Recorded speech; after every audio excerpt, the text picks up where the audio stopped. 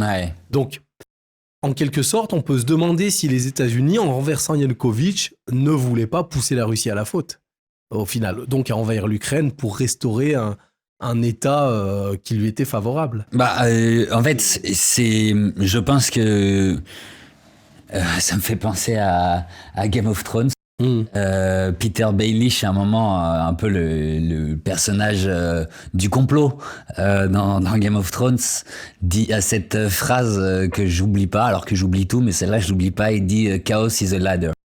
Et du coup, en fait, de prêter une espèce de préscience aux acteurs américains de l'époque pour pousser la Russie à la faute. Je pense que c'est pas exactement comme ça que ça marche, parce que le monde est tellement chaotique et compliqué que on peut pas. En revanche, de créer du chaos, ça, c'est ce que j'allais dire. Voilà. Mais ce sont des politiques de déstabilisation systémique. Voilà. Et en fait, ça suffit. Et ensuite, on voit ce qui se passe et on improvise. Effectivement, c'est des politiques d'apprentis sorciers. Hein. C'est-à-dire que les États-Unis et la France et la Grande-Bretagne et plein d'autres pays, pendant 5 ans au moins, ont annoncé qu'Assad allait tomber dans les 3 semaines.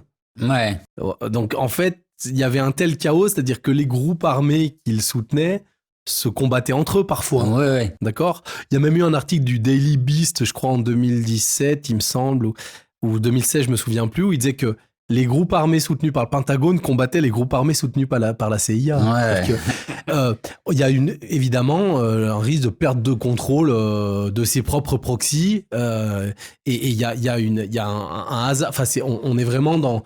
Ils jouent à risque, en fait. Ils jouent au poker. Voilà, exactement. Ouais. Et tout n'est pas planifié avec l'intentionnalité. Mais ce que je veux dire, c'est que quand on déstabilise un pays et qu'on tente de renverser un gouvernement pour mettre en place des éléments qui nous sont favorables, il faut quelque part on a en tête que le pays d'en face, enfin le pays voisin ou les pays voisins vont réagir. C'est une possibilité. C'est vieux comme le monde, on en parlait tout à l'heure. Il y a des stratèges de chez nous qui disent que la Russie ne laissera pas faire, sous-entendu la Russie rentrerait en guerre si on poursuit ses plans d'intégration de l'Ukraine à l'OTAN.